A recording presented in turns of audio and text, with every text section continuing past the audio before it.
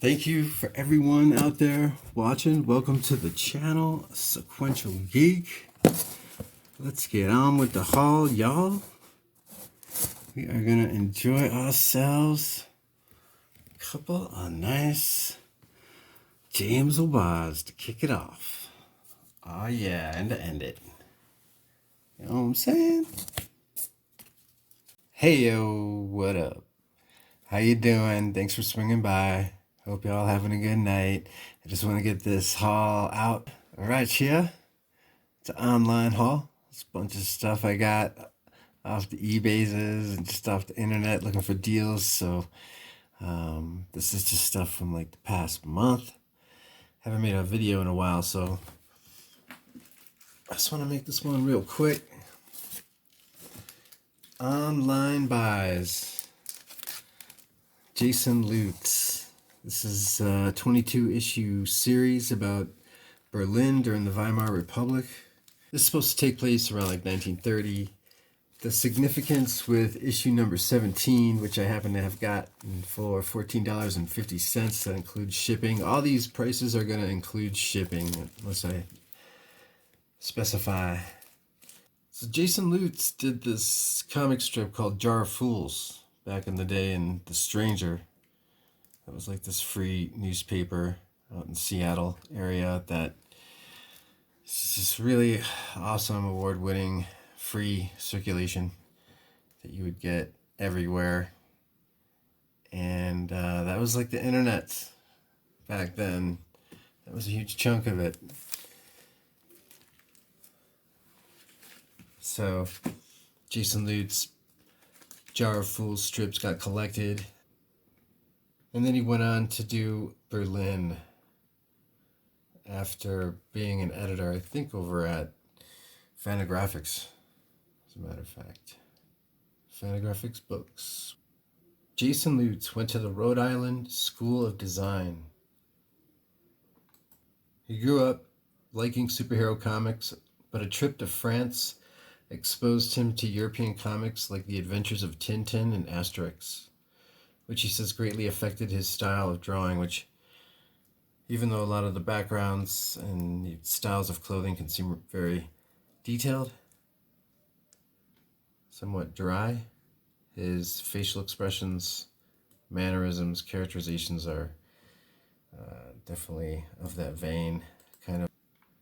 So April 1996 was the first issue of Berlin, and the last issue came out in March 2018, issue 22. And one of the big deals with this is this issue right here with 17. This is one of the hardest ones to get out of the run. I've seen this book go for $70, $60. And this one, the price went up $1 to $4.95 with issue 17. There's also an appearance of Hitler in this particular issue. So it's probably why there was a dip in sales by issue 17. It's a very niche piece of literature from Drawn and Quarterly. So Berlin's a historical fiction. It's got a bunch of characters in here that you know will eventually end up in some type of work camp. They're all going to end up being taken away at one point, just based on their so-called fringe lifestyle. This has been divided up into 3 editions, the 22 issues, and the third story arc, the final one, starts with issue 17 as well, by the way. Moving on, let's see how fast I can get through this one. Online hauls, y'all. Issue number 20 and issue number 21.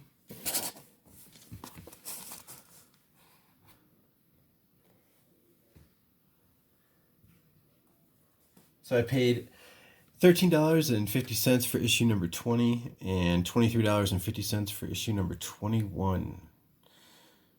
Yeah, issue number 20 there on the left. It's the final chapter in the Demon Bear saga. The Demon Bear ends up attacking Magma, and so she gets taken over by the Demon Bear. She gets weaponized, so she's trying to go up against the rest of the team. So when Magic stabs her with her sword, Cannonball thinks at first that Magic's attacking her. So he's getting in the way of them, and that's part of one of the storylines that I remember from that. Thank you, Comic Vine. All right, so issue number 21. We got ourselves right here a slumber party going on. They got some of the local girls came over. Warlock, this is the first time they met Warlock. He stumbles in. He's like trying to survive. He's like starving, essentially absorbs the life force of some plants and realizes that he can plug himself into a wall outlet to sustain himself. But it's when the team first meets Warlock, essentially. Professor Xavier lets him join in on the team. The issue number 21 came out in November 1984.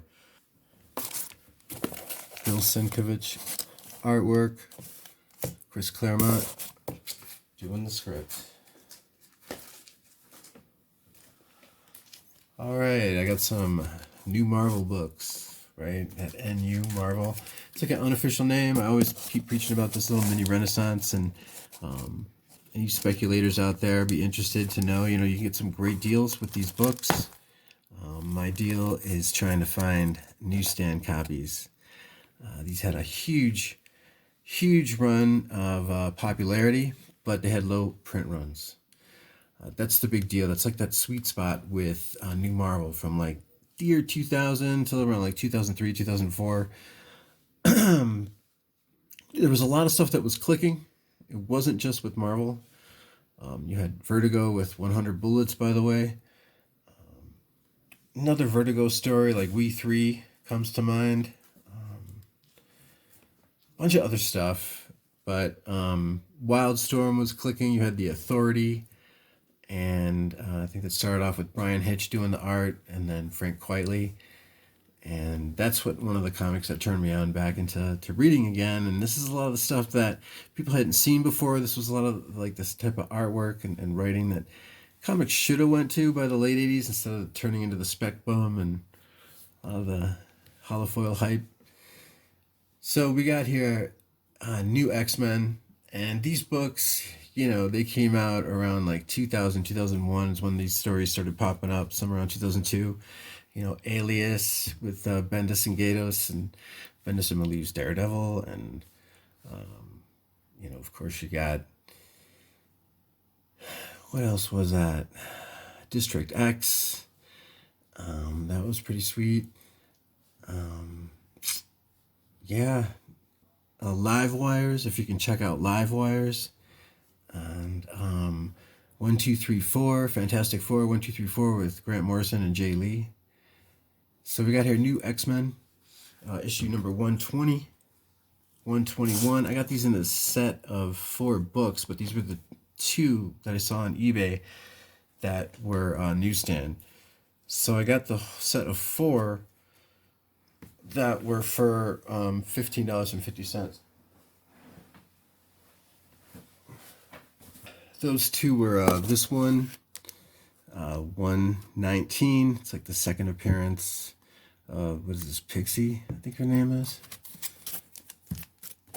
And 122. But I already got doubles of direct, and I'm trying to get a run of at least singles. I already have some doubles, but now with all these newsstands that I just got in this run right here online, I think I just need like 2 more books from New X-Men 114 till 140, and then the Silvestri run, which I already got newsstands, and direct of from 151 to 154.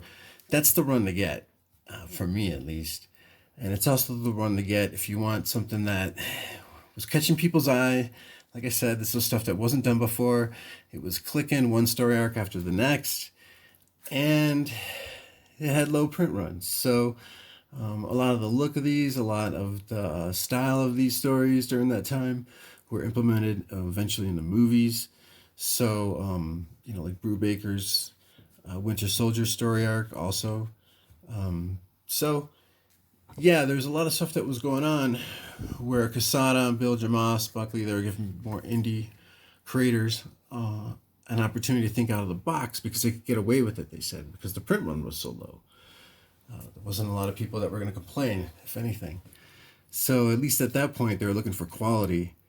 instead of trying to make people complain like today, which is more hype driven, right? With less quality narrative, which these stories were just kicking ass on. So I'm going to give away these direct edition ones.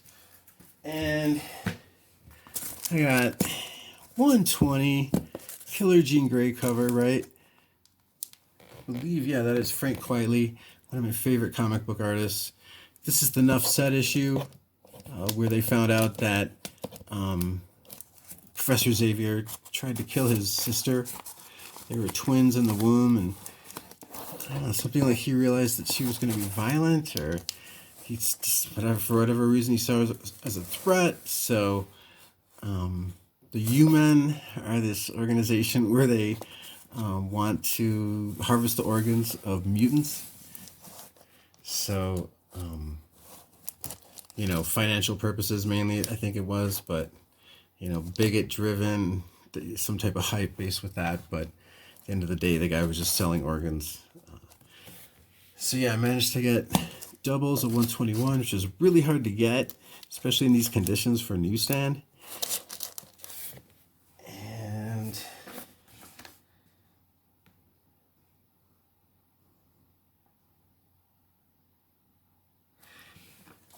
this copy right here, along with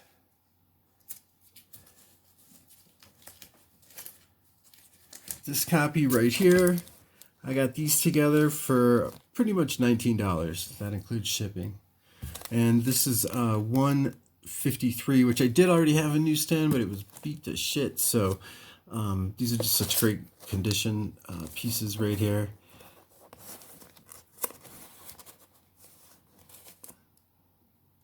When you see these NuMarvel gems, like from New X-Men, Alias, definitely Alias, Daredevil, oh, the Ultimates, that was one that I couldn't remember from before, but definitely Ultimates. I mean, I think I'm just like 3 issues shy of getting a run of Newsstand in the first volume, but I think I only have like 1 Newsstand from the second volume. Those are extremely hard to find in Newsstand. Same thing with Alias. The new X-Men you can find, but it's hard to get in this very fine condition that I got these guys. So amen to that. This one is so hard to find in Newsstand. It's the Van Sciver issue 130. This one I have in Newsstand already, but it was just beat up. I guess you could call it a placeholder, but you can use it as trade bait. But at this point, maybe I'll just keep it on my way to try and get in doubles now of Newsstand. I don't care. Like I said, you know, in a lot of my vids in the past, I mentioned I got like this bucket list, this to-do list, and getting Newsstands of these NuMarvel runs at least just once. I don't need doubles. So I'm just a couple of issues shy of some issues in X-Men 130s. And yeah, I'll be done with my Newsstand run of Grant Morrison New X-Men. That storyline that was from like 141 to 150, we just wasn't into it, so didn't click with me. This is issue 137. Issue 130 had a cover date of October 2002, and issue 137's got a cover date of April 2003. It's like post-WTO era, pre-Occupy, definitely well before the current rise of the marches era. Yeah. Alright, so I'm working on getting Newsstand of these NuMarvel era books, and another run of books of that I want to show you in a minute that I got that just completed my Newsstand run is the X-Force books. But real quick, I also mentioned in the past the Greg Hildebrandt books I showed, like 2099 X-Men and Was it $20.99 World of Doom special? So I got these to make it complete. I got both of those from the same seller for 20 bucks total. Amazing Spider-Man 2099 out of 1995. Greg and Tim Hildebrandt cover.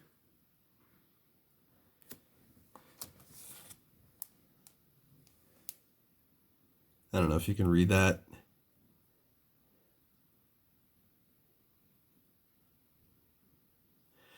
Greg and Tim Hildebrandt. To show you, these are same copies that I had last time. These aren't anything new, but also Greg and Tim Hildebrandt. So I get that out of the way right here.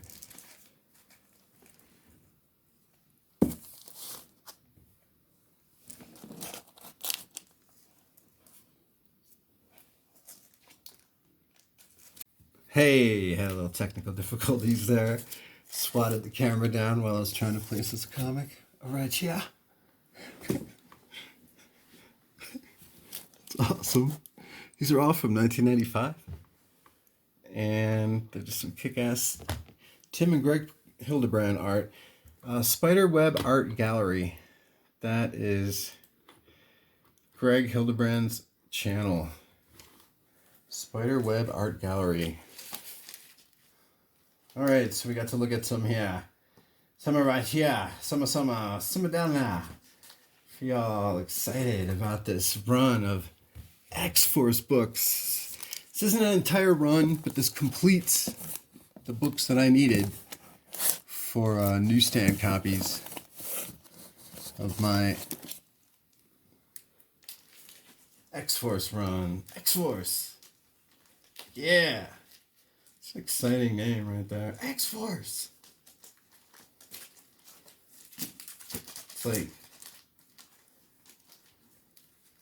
Battle of the Planets Transmute. Does anybody know what I'm talking about? I transmuted when I was a kid. Fuck yeah. All right.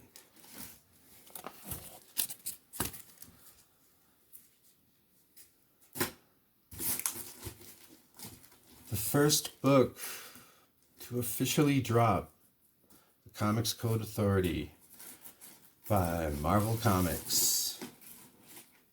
That's right. X-Force 116. When it's got that hashtag there, you know that's going to be the newsstand.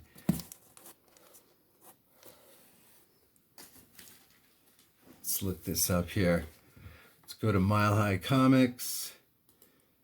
milehighcomics.com. Newsletter 013513.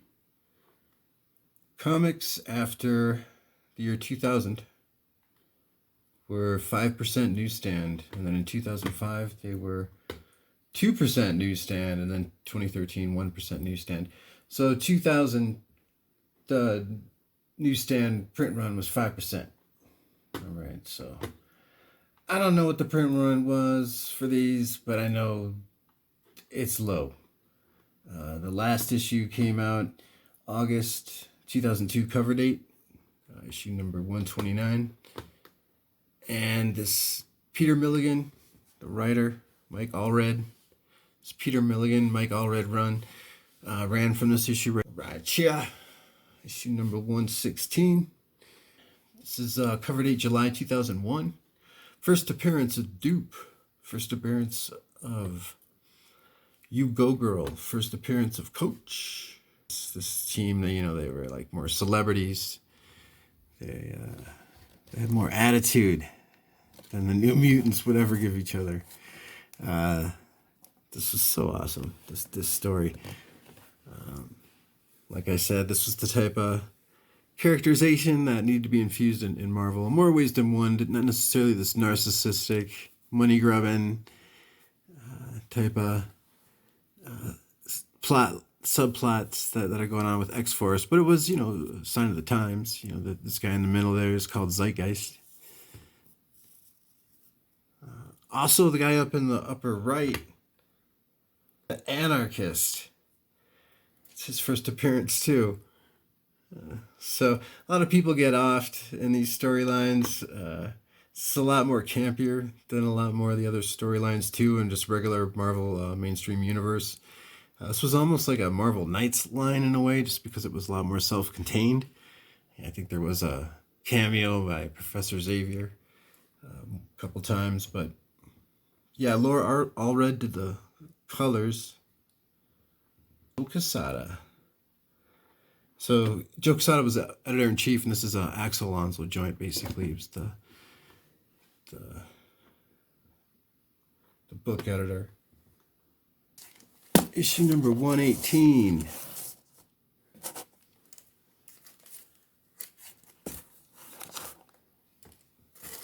$119.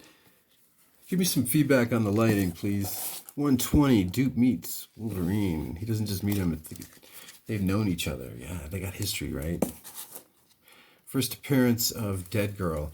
Dead Girl is first cover appearance of Dead Girl.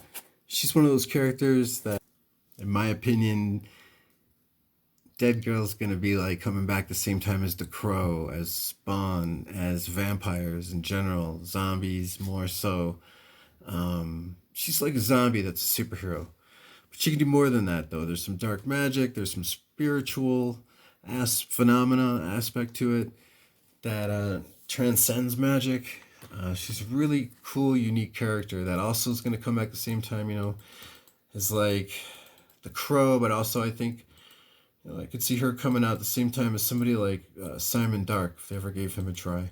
Some type of live action or animated episodic movie in some type of streaming serialized capacity. Yeah, Dead Girl. Real name is Moonbeam. Powers. Necromancy, necrokinesis. She has the ability to telepathically communicate with cells, bacteria, and dead/disintegrating tissue of corpses. Speak to dead spirits, either using their physical remains or on the astral plane. Temporary resurrect the recently deceased as zombies or ghosts, and briefly summon images of deceased people from the minds of others. Immortality, she is dead. Dead Girl does not require food, water, heat, or oxygen.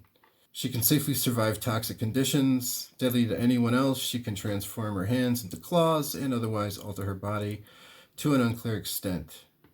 She's able to phase through solid matter, intangibility.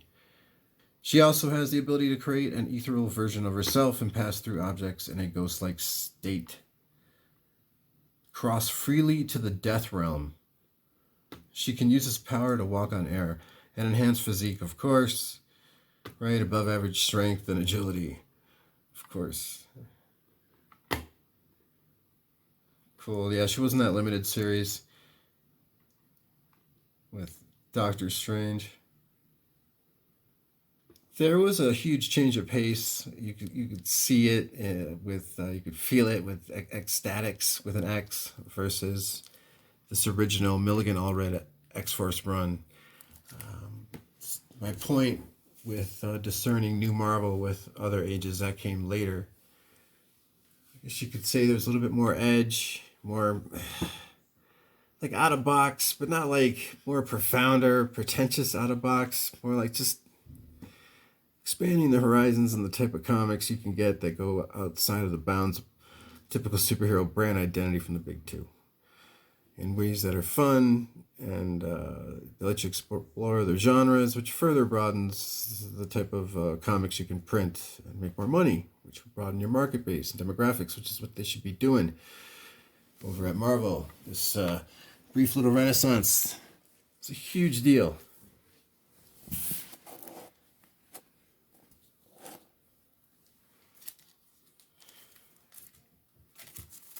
Hope you enjoyed my shtick. I really stress it because stuff like this was not coming out before. We're talking low print runs, baby. Last issue number 129. Completing the Sequential Geek Newsstand. Oh yeah. A run of Direct and a run of Newsstand of that NuMarvel run of X-Force. Word up, and let's end this. Let's end this. What are we going to end this on? A couple of notes here. Back to the undead a little bit in a minute. Right here, right now. Let's get on with this. Let's get on with this. Spider-Man life story. This is that former Marvel era stuff right here. I'm not into that NuMarvel stuff, but this is NuMarvel, like NEW new. Not the era I'm talking about. This came out just recently. The reason I got this, though, is because it's Paul Pope. Look at that jacket. You guys fucking dig this jacket? This jacket fucking cool? Yeah, let's go out. Whoa! You guys gonna go see the shop? I collect Paul Pope. Here we have Mike Mignola. He not only did the cover on these, that's what discerns this series. He did the interiors. Roy Thomas Story, adaptation of Bram Stoker's Dracula, directed by Francis Ford Coppola. I paid $25 for that, by the way, and that run of X-Force books that you saw, I paid $53 for that. That price includes shipping. Because the condition is pristine. I definitely would say near mint. No ticks in the spine. Sharp corners. This is the more limited edition printing. I'm not sure the print run, but this is the one with the metallic font, right? Yeah. Cover date October 1992. We got here also a Gary Oldman cover. There's one way you could call this as well, for sure. I got a nice surprise coming on the way. Speaking of Mike Mignola and Dracula, we'll see if that gets in the mail, if that arrives all right. If anyone has heard of the Toys R Us signed version of the second printing of this, the second printing of this has a yellow font.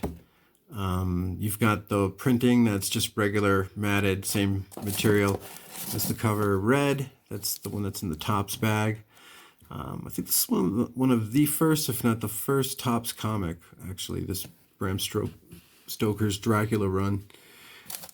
So you got the Topps version of this that's in the bag, and then you got the one that's outside the bag but has the red holofoil font. I'll put that holofoil on it. Paid $12 for this, by the way. All right, let's wrap this up. Thanks a lot for watching. All right. This book is extremely hard to get.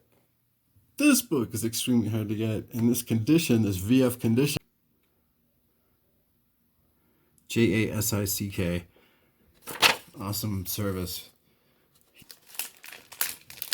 Yeah, I just had one busy day. I've been going to some comic book shops. I've been out and about running errands today. And Sequential Geek needs to hydrate. Chill out.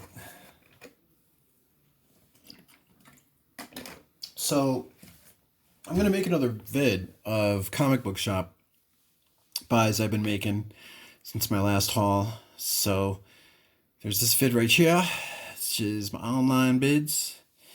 And coming up soon is the stuff I've been buying at shops around Denver area. I find this piece to be very rare. Nice bright orange.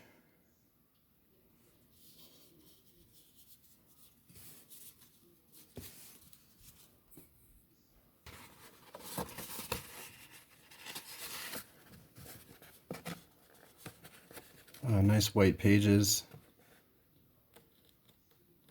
Saturday, October 26th, 2002.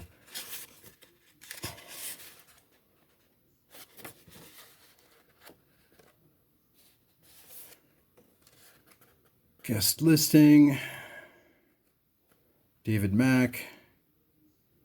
Ethan Van Sciver. Benjamin Rodriguez, James O'Barr.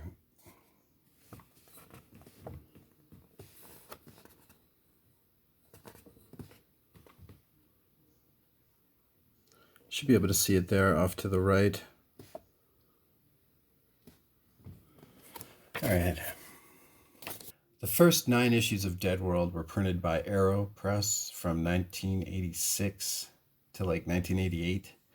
Then issue number 10, James O'Barr did the B cover for most of those. It's one of the first B covers. He did it under the pen name Johnny Zero.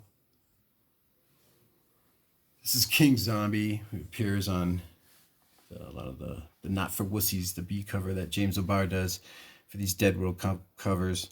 So as of issue number 10, James O'Barr does the B cover, and on the back of it is an early appearance of the Crow. It's an original drawing that is on the entire back of issue number 10 of Dead World. So that's an early appearance of the Crow. You've got Caliber Presents number 1, and you got the kitchen sink, the first issue of the 4-issue limited series of the Crow. And then you also got really Dead World issue number 10 because of that back cover. And if you can get that one cover that has the Johnny Zero cover, that's O'Barr doing the cover. So for all you hardcore Crow fans, James O'Barr fans, these Dead World books are really hard to get in VF or better. So I lucked out with the price that I paid for this, well under $20. So Gary Reed started Caliber Comics out of the Detroit area. This comic came out in September 1990. James O'Barr did the cover of issues 10, 11, 12, 13, 14, 16, and 17 of Dead World. They're all bomb-ass, dope-ass covers. So Caliber started around like 1988, 89. So yeah, they took over Dead World, and this one came out cover date September 1990. Stories written by Mark Bloodworth. Vince Locke was doing the art on the A covers of those Dead World comics. Thank you very much for joining me in this YouTube journey of sequential goodness. I'm just trying to show you what I'm interested in, type of stuff I want to collect to finish off my own personal collection. I like a lot of stuff that is kind of lowbrow, indie stuff, though, that you can tell if somebody practices, though, that they still have been putting forth an effort, kind of like with live music, regardless of whether it's hip-hop, reggae, grunge, punk rock. You can tell if somebody's practicing. You don't want to pay to have somebody be doing their practicing up on the stage, right? So when you see a comic, whether it's a gem that you can find in the dollar bin, whether it's a beat up copy that you can have as a reader copy, or something you could either flip or just add as that double. Nothing wrong with getting doubles or triples just as a collector. If you like something enough and that's how you geek out, and that's all you. I mean, I'd like to start a conversation going on down below. I'd love to hear back any type of feedback that you have on my comics. This is my haul, y'all. Thanks for watching. This is the Sequential Geek Online haul, y'all. Peace.